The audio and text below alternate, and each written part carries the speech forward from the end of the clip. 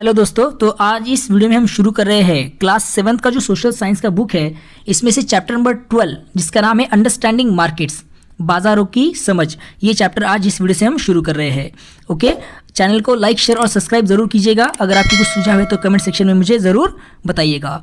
चलिए फिर बिना बात गवाए शुरू करेंगे अंडरस्टैंडिंग मार्केट इस चैप्टर को डिटेल में समझने के लिए। अंडरस्टैंडिंग मार्केट्स, बाजारों की समझ, जिसे हम हिंदी में बोल सकते हैं।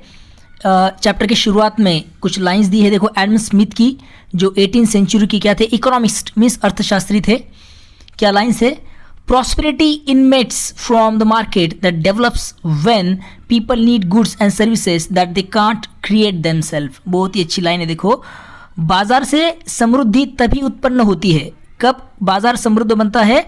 जब जो व्यक्ति है जिनको किसकी ज़रूरत होती है, लोगों को जब नीड होती है किसी गुड्स एंड सर्विसेज की, उनको उन वस्तुओं की और सेवाओं की आवश्यकता होती है, that they can't create themselves, जिन्हें वह स्वयं निर्मित नहीं कर सकते हैं।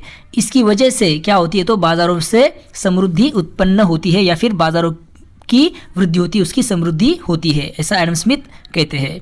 ठीक है, अभी इस चैप्टर से हमें कुछ क्वेश्चंस के आंसर मिलने वाले हैं। उसमें से क्वेश्चन नंबर 1 है, देखिए, व्हाट आर मार्केट्स, बाजार क्या होते हैं, एंड हाउ दे फंक्शन, और बाजार कैसे कार्य करते हैं। इस क्वेश्चन का आंसर मिलेगा। साथ ही साथ आगे वाला question, what is the role of markets in people's lives, व्यक्तियों के जीवन में बाजारों की क्या भूमिका है। ठीक है, क्या रोल है उनका, क्या भूमिकाएं है। What role does the government play in the markets? सरकार बाजारों में क्या भूमिका निभाती है, गवर्नमेंट का क्या रोल होता है बाजारों में। How can consumers assess the quality of goods and services they purchase? अभी जो कंज्यूमर्स है, जिसे हम उपभोक्ता कहते हैं, how can consumer assess, consumer किस तरह से जो वस्तुओं को और सेवाओं को खरीदते हैं, उनकी गुणवत्ता का मूल्यांकन वो कैसे कर सकते हैं। इस क्वेश्चन का आंसर भी हमें इस चैप्टर में आगे मिलने वाला है। ठीक है, तो क्या दिया, देखो, in the picture on the following page you will see people buying and selling goods. Okay, अगला जो पेज है उस पर जो चित्र दिए गए हैं, आप उसमें देख सकते हैं कि लोग जो है वो क्या कर रहे हैं, तो वस्तुओं को खरीद रहे हैं और बेचते हुए आपको दिखाई देंगे। क्या क्या बेच और खरीदा जा रहा है, तो वेजिटेबल्स जैसे कि सब्जियां, फ्रूट्स मीन्स फल, क्लोथ्स मीन्स कपड़े, ग्रोसरीज किराना सामान, मोबाइल फ़ोन्स, उसके बाद रेफ्रिजरेटर्स मीन्स फ्रिज, इन सब की बाइंग और सेलिंग वहाँ पर हो रही है, आप इमेज में देख सकते हैं। उसकी तरफ हम जाएंगे, उस इमेज को भी हम देखेंगे। पहले ये लाइन रीड कर लेते हैं। These goods result from various types of economic activities, primary, secondary and tertiary. जैसे कि हम सब जानते हैं, ये सब जो वस्तुएं वहाँ पर बाय और सेल की जा रही है, जिसे खरीदा या बेचा जा रहा है, वो कैसे प्राप्त होती है, तो अलग अलग इकोनॉमिक एक्टिविटीज़ से, मीन्स आर्थिक गतिविधियों से हमें ये मिलती है। फिर कौन सी इकोनॉमिक एक्टिविटीज़, जैसे कि प्राइमरी एक्टिविटी, सेकेंडरी एक्टिविटी और टर्शरी एक्टिविटी, ये इसमें शामिल है। ये सब इकोनॉमिक एक्टिविटीज़ आपको दिखाई देंगी। That you studied in grade 6, आपने ये 6th स्टैंडर्ड में पढ़ा है। But how do this goods reach to us, लेकिन ये वस्तुएं हम तक कैसे पहुंचती है। बहुत ही खूबसूरत ऐसे बाजार, मार्केट का यहाँ पे आप चित्र देख सकते हैं। आगे का जो इमेज है वहाँ पे भी आप देख सकते हैं कि किस तरह से फल, वेजिटेबल्स, ये सब बाइंग और सेलिंग इसका हो रहा है। ठीक है, बाय मीन्स खरीदना और सेल मीन्स बेचना। तो ये जो दुकानदार है ये बेच रहे हैं और कंज्यूमर्स इसे खरीद भी रहे हैं। ठीक है, तो इससे हमें समझ में आता है कि अलग अलग इकोनॉमिक एक्टिविटीज़ वहाँ पे हो रही है। व्हाट इज़ अ मार्केट, बाजार क्या है, तो डेफिनेशन दी है, देखो इसकी, बाजार की। A place where people buy and sell goods is called a market, जहाँ लोग वस्तुओं को खरीदते और बेचते हैं, उस जगह को, उस स्थान को बाजार कहा जाता है। ठीक है, इज नोन एज बाजार। हाट, हिंदी में इसे हाट बोला जाता है, और कन्नड़ा में, कन्नड़ लैंग्वेज में इसे मारुकट्टे भी कहा जाता है। ये कुछ नाम है उसके। What is it called in your region, आपके क्षेत्र में इसे क्या कहा जाता है, ये आपको बताना है। This can be at a physical place और as is becoming popular today online. ठीक है, अभी ये जो बाजार है वो क्या होता है, तो किसी भी भौतिक स्थान पर हो सकता है, एक जगह पर हो सकता है, या फिर आजकल की तरह ऑनलाइन भी हो सकता है, ऑनलाइन भी बाजार हो सकता है। ठीक है, goods and services become available to individuals households and businesses through markets. बाजार से क्या होता है, तो बाजार के माध्यम से जो वस्तुएं हैं, गुड्स जिसे हम कहते हैं, और सर्विसेज मीन्स सेवाएं, ये व्यक्तियों को, परिवारों को, और जो बिजनेसेस है, व्यवसाय है, उन तक पहुंचती है। मार्केट से ये सब चीज़ें पहुंचती है। फॉर अ लॉन्ग टाइम, लंबे समय से, people have relied on markets to fulfil their needs and wants for goods and services. लंबे समय से हम देखते हैं कि लोग जो है अपनी ज़रूरतों के लिए, अपनी इच्छाओं के लिए पूरी तरह से वो बाजार पर क्या होते हैं, तो निर्भर रहते हैं। लोग निर्भर होते हैं उनकी ज़रूरतों के लिए, उनकी इच्छाओं के लिए। अब यहाँ पे नीड्स और वांट्स का मतलब क्या लेना है, देखिए नीड्स का मतलब दिया है यहाँ पे, इसे हम बोल सकते हैं मूलभूत ऐसी आवश्यकताएं। ठीक है, इकोनॉमिक्स में, अर्थशास्त्र में क्या कहा जाएगा, a need is something that a person requires to survive such as food, water, clothing and shelter. अभी अर्थशास्त्र के हिसाब से नीड मीन्स मूलभूत जो आवश्यकता है, इसका मतलब होता है उन बुनियादी वस्तुओं से होता है। इसका मतलब कि जो किसी व्यक्ति को जीवित रहने के लिए मीन्स सर्वाइव करने के लिए आवश्यक होती है, उन चीज़ों को हम बोल सकते हैं मूलभूत आवश्यकता या फिर नीड्स। फिर ये कौन सी चीज़ें हैं जो व्यक्ति को आवश्यक होती है जीने के लिए, जीवित रहने के लिए, तो उसमें food, okay, water, clothing and shelter. Okay, shelter means आवास। तो ये हो गई मूलभूत आवश्यकता जिसे हम नीड्स बोलेंगे। वांट्स, ठीक है, वांट्स का मतलब होता है आवश्यकताएं, ज़रूरतें, एक तरह की आवश्यकताएं। तो इसका मतलब क्या दिया है, देखो इकोनॉमिक्स के हिसाब से, अर्थशास्त्र के हिसाब से, अ want is something that a person desires but is not essential for survival. Okay, अभी यहाँ पे थोड़ा सा अलग है। देखो वांट्स का मतलब कि आवश्यकता जो है, वांट्स का मतलब क्या होता है कि किसी भी व्यक्ति की जो इच्छा है, उससे इसका मतलब होता है जो जीवित रहने के लिए आवश्यक नहीं होती है, सिर्फ डिजायर है, इच्छा होती है, सिर्फ जीवित रहने के लिए वो जरूरी नहीं है, उसे हम बोल सकते हैं वांट्स। ठीक है, तो आपको यहाँ पे समझना पड़ेगा। और ये जो नीड्स और वांट्स है गुड्स और सर्विसेज की, ये इस पर लोग किस पर निर्भर होते हैं, तो मार्केट पर निर्भर होते हैं। In addition markets connect people, traditions and ideas. और इसके अलावा बाजार जो है वो लोगों को परंपराओं और विचारों को जोड़ते हैं। ओके, ये इंपॉर्टेंस आप देख सकते हैं मार्केट का होता है। Let us see an example of market from 16th century. आइए अभी क्या करेंगे, 16th सेंचुरी का जो भारत है उस समय के एक बाजार का हम उदाहरण देखते हैं। ठीक है, तो द ग्लोरियस हम्पी बाजार, कर्नाटका का गौरवशाली हम्पी बाजार 16th सेंचुरी का ही ये। आज आप देख सकते हैं आज की क्या परिस्थिति है वहाँ की, आप यहाँ पे देख सकते हैं, इस इमेज से समझ सकते हैं। तो क्या दिया देखिए, the Hampi bazaar in Karnataka was one of the prosperous markets in the Vijayanagara empire which was the centre of flourishing trade. Karnataka का जो हम्पी बाजार है विजयनगर साम्राज्य के समृद्ध बाजारों में से एक था, प्रॉस्परस मार्केट में से एक था, जो आप देख सकते कि फलते फूलते व्यापार का केंद्र था। ठीक है, अभी यहाँ पे व्यापार, ट्रेड का मतलब होता है हिंदी में व्यापार, जिसे हम समझ सकते हैं, इसकी डेफिनेशन दी देखो, बाइंग एंड सेलिंग और exchange of goods and services between people और कंट्रीज। लोगों या फिर देशों के बीच जो वस्तुएं और सेवाओं को खरीदना बेचना है या फिर आपस में बदलने की प्रक्रिया को व्यापार कहा जाता है। ठीक है, ये डेफिनेशन आप यहाँ पे समझ सकते हैं। खरीदना बेचना और चीज़ों को एक्सचेंज करना, इसे हम व्यापार बोल सकते हैं। तो उसमें से एक हम्पी बाजार भी एक था जहाँ पे बहुत ज़्यादा व्यापार होता था। ठीक है, उस समय में द बाजार was located opposite the Virupaksha temple. और ये बाजार जो था वो विरूपाक्षा मंदिर के सामने था। ठीक है, the sheer abundance and prosperity of the city have been described in many foreign accounts. Okay, अभी ये जो शहर है उसकी जो अत्यधिक ऐसी समृद्धि है, उसकी जो संपन्नता है, उसका वर्णन कई ऐसे जो विदेशी यात्री यहाँ पर आकर गए उन्होंने इसका विवरण किया है, और उनके अकाउंट में, उनके बुक में ये उन्होंने जो लिखा है उनका विवरण, उसमें ये हम सीधे से देख सकते हैं, उसे हम समझ सकते हैं कि किस तरह से उन्होंने इसका वर्णन किया है, उस शहर की संपन्नता का, उस शहर की समृद्धि का। ये हम वहाँ पे देख सकते हैं उनके बुक्स में।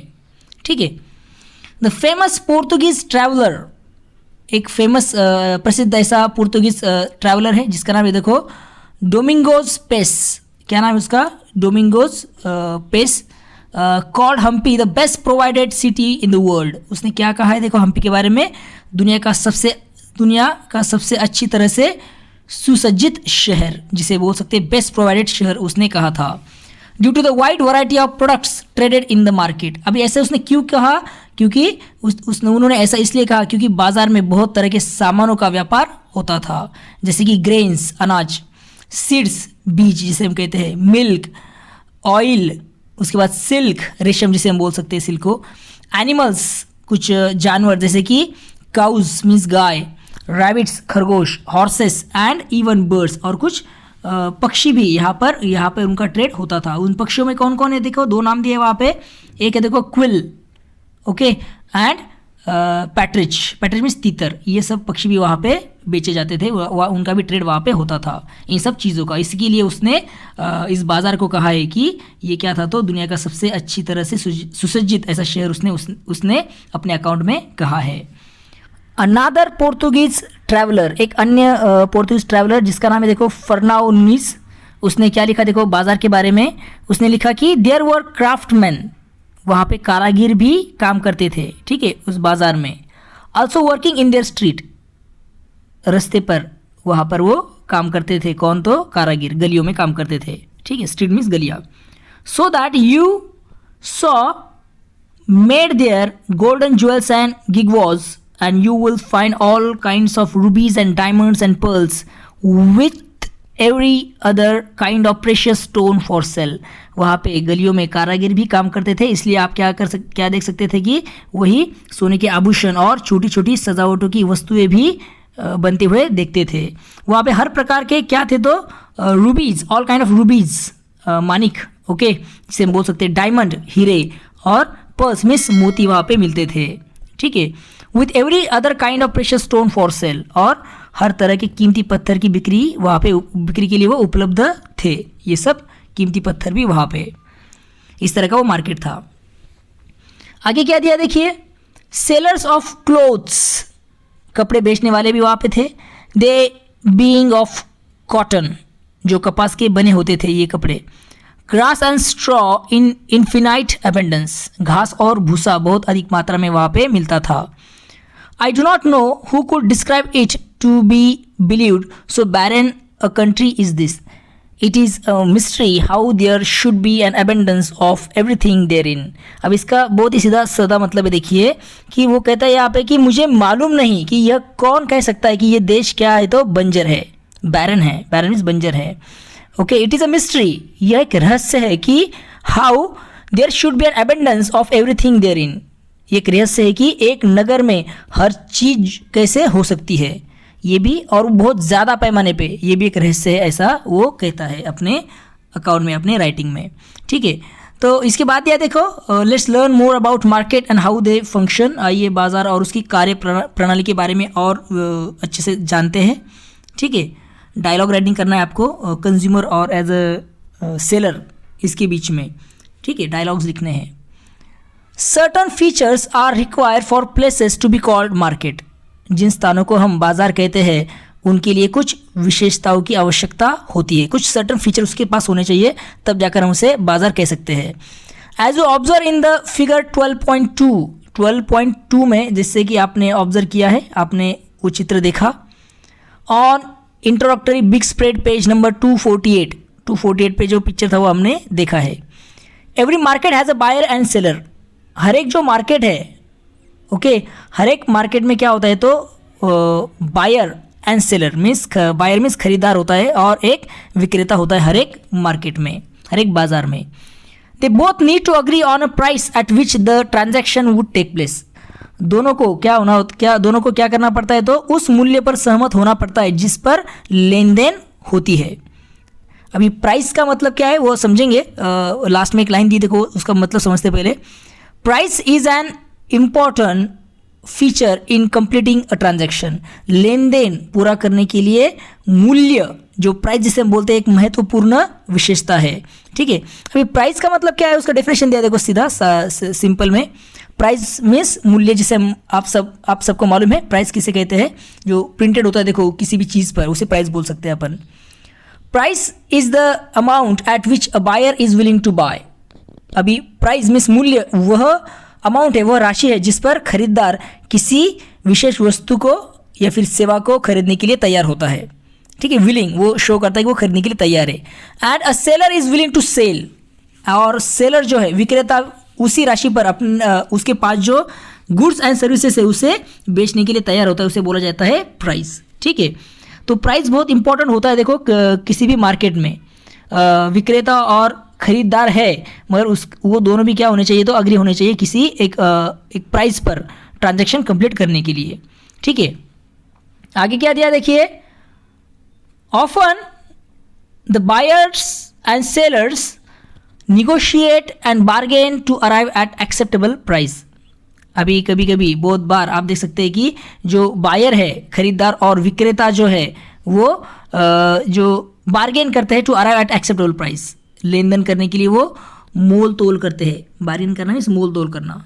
ठीक है, what type of negotiation and bargain took place in your skit. अभी ये जो आपने पहले स्किट बनाने को बोला था उसमें आपने definitely we are going to do that, हम निगोशिएट करते हैं, तोल मोल तोल करते हैं, ये हमने देखा है। ठीक है, आगे क्या दिया देखो, प्राइसेस एंड मार्केट्स, इसके बारे में हम समझेंगे, कीमत और बाजार।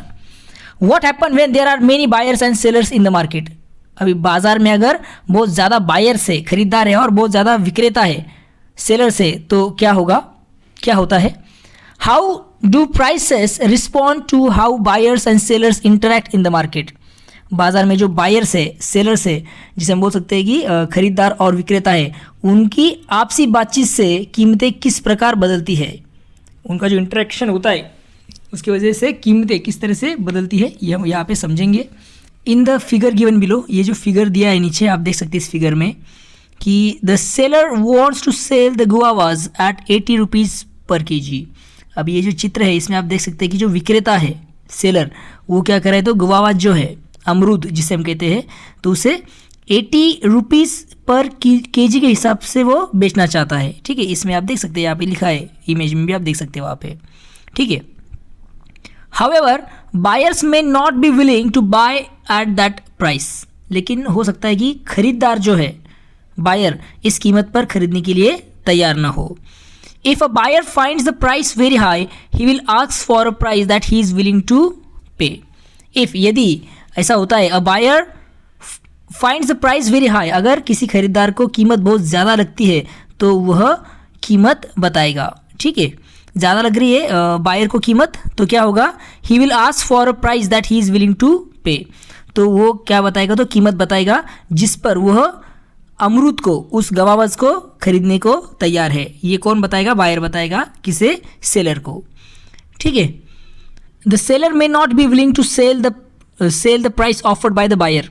अभी ऐसा भी हो सकता है कि जो सेलर है, बेचने वाला विक्रेता, वो क्या ना हो तो उस प्राइस पर चीज़ बेचने के लिए तैयार ना हो, जो बायर ने बताई है, मीन्स खरीदार ने बताई है, क्योंकि it would not be profitable for him, क्योंकि वो उससे उस प्राइस से उसे कोई लाभ नहीं होगा। इसके लिए वो हो सकता है कि वो विलिंग ना हो या फिर तैयार ना हो चीज़ें बेचने के लिए किसी खरीदार को।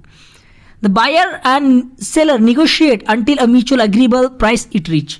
बाद में खरीदार और जो विक्रेता है तब तक आपस में बातचीत, जिसे मोल भाव वो कहते हैं, वो करते हैं जब तक दोनों को ये चीज़ें मान्य ना हो, एक प्राइस, एक कीमत, एक फिक्स ऐसी सहमति वाली कीमत तय ना हो, तब तक वो क्या करेंगे, तो मोल भाव करेंगे, आपस में वो बातचीत करेंगे। ठीक है, the transaction can then be completed, इसके बाद लेन देन पूरा हो जाता है। ठीक है, if such a point is not reach, that is the point where the buyer and seller agreed on a price, the transaction may not take place. यदि अगर ऐसी बिंदु नहीं आता है, अगर ऐसी सिचुएशन नहीं आती है कि जिस कीमत पर खरीदार और विक्रेता दोनों सहमत हो, तो ट्रांजैक्शन, जिसे हम लेन देन है, वो नहीं हो पाता है। ठीक है, let's see some scenarios below to understand this. आइए इसे समझने के लिए नीचे दिए कुछ उदाहरण है उसे देखते हैं। तो सबसे पहला दिख रहा है, देखो क्या है कि what happens in case the seller fixes the price very high. यदि जो विक्रेता है उसने बहुत अधिक कीमत तय कर दी तो क्या होगा। तो अगर ज़्यादा तय कीमत कर दी जाती है बाय द सेलर, विक्रेता से, तो क्या नहीं होगा, तो खरीदार उस कीमत पर वस्तुओं को खरीदेंगे नहीं। इसलिए इसकी वजह से वस्तुएं जो है, जो सेलर सेल करने के लिए आया है, वो नहीं बिकेगी। ठीक है, उसके बाद दूसरा सीन है, देखो कि what happen in case the seller fixes the price very low. अगर ऐसा किया, विक्रेता ने बहुत कम कीमत तय कर ली, तो क्या होगा। अगर बहुत कम कीमत होगी तो विक्रेता को कोई प्रॉफिट नहीं होगा, वो प्रॉफिटेबल नहीं रहेगा, वो उसका लॉस हो जाएगा, उसका नुकसान वहाँ पे हो जाएगा, क्योंकि चीज़ें बहुत जल्दी वहाँ पे सेल हो जाएगी, ठीक है, और उसका प्रॉफिट नहीं होगा। लास्ट का सीन है, देखो, over time the price of guavas is fixed at 1 that is just right, not very high for the buyer, not too low for the seller.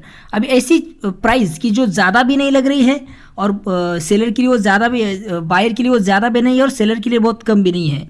अगर ऐसी सिचुएशन है तो वहाँ पर क्या होगा, तो हम देख सकते हैं कि इस परिस्थिति में जो चीज़ें हैं वो अप्रोप्रिएटली बेची जाएगी, जिससे विक्रेता का भी प्रॉफिट होगा और बायर भी उसे क्या कर पाएगा, तो अच्छे से कम कीमत में जो उसे सुटेबल है उसमें वो ले सकता है, ठीक है। आगे क्या दिया देखिए, learning from all this scenarios, ये तीनों परिस्थितियों से सीख लेकर द सेलर कैन एसेस, जो विक्रेता है वो क्या कर पाएगा, तो अनुमान लगा सकता है कि what quantity of guavas are needed by the buyer, लगभग कितनी अमरूद की आवश्यकता खरीदारों को है, ये इसका अनुमान वो लगा सकता है इन तीनों भी परिस्थितियों से, okay, by the buyer and offer that quantity in the market in the future, और उतनी ही मात्रा वो बाजार में उपलब्ध करा सकता है भविष्य में, ठीक है। ये तीनों से हमें समझ में आता है, ठीक है। आगे क्या दिया देखो, ओवर टाइम, समय के साथ, the amount of goods offer by the seller and the amount required by the buyers help determine the price of the good that is just right. समय के साथ क्या होगा, तो विक्रेताओं द्वारा दी जाने वाली वस्तुओं की मात्रा और खरीदारों द्वारा मांगी जाने वाली जो मात्रा है मिलकर वस्तुओं की सही कीमत तय करती है, ठीक है। High enough for the seller, विक्रेता के लिए पर्याप्त लाभदायक, और and low enough for the buyer, और खरीदार के लिए भी उचित ऐसी वहाँ पे कीमत तय की जाती है दोनों की वजह से। अभी यहाँ पर हम रुकेंगे, अगला जो वीडियो रहेगा अपना पार्ट 2 वो रहेगा मार्केट अराउंड अस पर, ये हम पार्ट 2 में डिस्कस करने वाले हैं। आज जो हमने डिस्कस किया है प्राइस एंड मार्केट्स, ओके, उसके बाद जो हिस्टोरी व्हाट इज़ मार्केट, ये सब चीज़ें आपको अच्छे से समझ में आ गई है। चैनल को लाइक शेयर और सब्सक्राइब जरूर कीजिएगा। अगर आपकी कोई सुझाव या फिर कोई समस्या है तो मुझे कमेंट सेक्शन में बताना मत भूलिएगा, ठीक है। तो चलिए फिर मिलते हैं नए वीडियो के साथ, देखते रहिए सुबोध फाउंडेशन हिंदी, ये अपना यूट्यूब चैनल। तब तक के लिए thank you and take care.